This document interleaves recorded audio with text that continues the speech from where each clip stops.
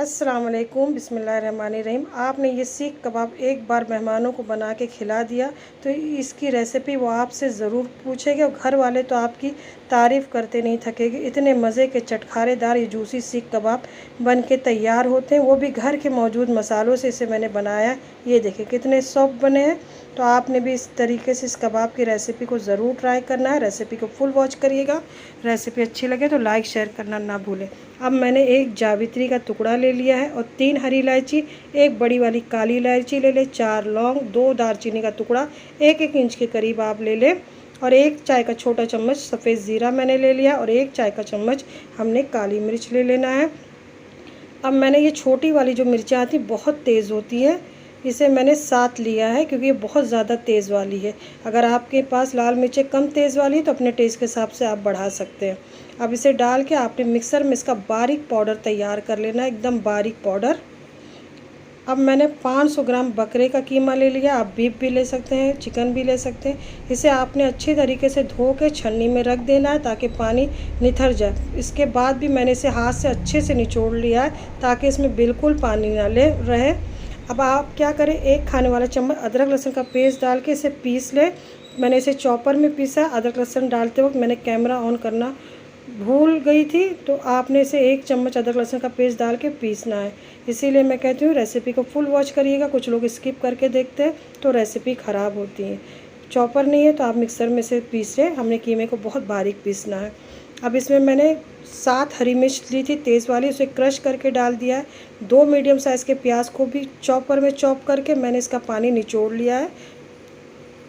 प्याज को हमने बहुत बारीक बारीक काटना है और इसे निचोड़ के ज़रूर डालें, सीख टूटेगी नहीं। पानी रहा तो सीख सही से बनेगी नहीं। अब जो मसाला हमने सीख का तैयार किया था इसे मैंने डाल दिया है। अब मैंने 2 खाने वाले चम्मच चने की दाल ले ली थी, भुनी चने की दाल, और इसे मिक्सर में पीस लिया। अगर चने की दाल नहीं है तो आप 2 खाने वाले चम्मच बेसन को धीमी आंच पे रोस्ट करके डाल दें।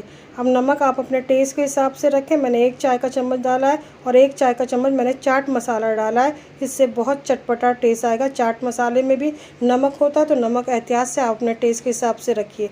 अब 1 मुट्ठी हरा धनिया डाल दें बारीक कटा हुआ और इसे अच्छी तरीके से मैंने मिक्स कर लिया है। अब इसमें हमने 1/4 चम्मच बेकिंग सोडा डालना है, बेकिंग पाउडर नहीं। इससे कबाब बहुत ही सॉफ्ट और जूसी बनेंगे और कबाब फूटेगी नहीं। इसे आप ज़रूर डालिएगा। बेकिंग सोडा गोश्त गलाने का भी काम करता है, इससे बहुत अच्छे सीख बनेंगे आपके। अब आपने इसे बहुत अच्छे से मिक्स करना है। 4 से 5 मिनट तक लगातार इस तरीके से आटा गूंदने की तरह आप इसे मिक्स करें। इससे कीमे में एक चिकनाहट आती है और हमारे सीख बहुत ही अच्छे बनके तैयार होंगे और फ्राई करते वक्त टूटेगी नहीं। आजकल ये सीख कबाब बनाने का तरीका बहुत ट्रेंडिंग में, जिसके लिए आप प्लास्टिक की एक शीट ले लें, कोई भी शीट ले लें। मैंने दूध की थैली जिस पे दूध आता है वही शीट लिए। अब कीमे का एक पोर्शन ले लेंगे। आपको जिस साइज़ का सीख बनाना है वो हिसाब से आप कीमे का पोर्शन लें, लेकिन शीट पे पहले आप हल्का सा पानी लगा लें ताकि चिपके ना। और इस तरीके से हम प्रेस करेंगे। ये देखें सीख का शेप कितनी आसानी से बन जाता है। तो आपने इस सीख कबाब को ज़रूर ट्राई करना है। अब आपने थोड़ा सा कुटी हुई लाल मिर्च ले लेना है और कुटा हुआ धनिया मोटा मोटा इस तरीके से। मैंने कश्मीरी लाल मिर्च ली है कुटी हुई, इसे मिक्सर में मैंने क्रश कर लिया था। ये कम तेज़ होती है, लेकिन अगर आप ज़्यादा तेज़ खाना पसंद करते हैं तो आप तेज़ वाली कुटी लाल मिर्च ले सकते हैं।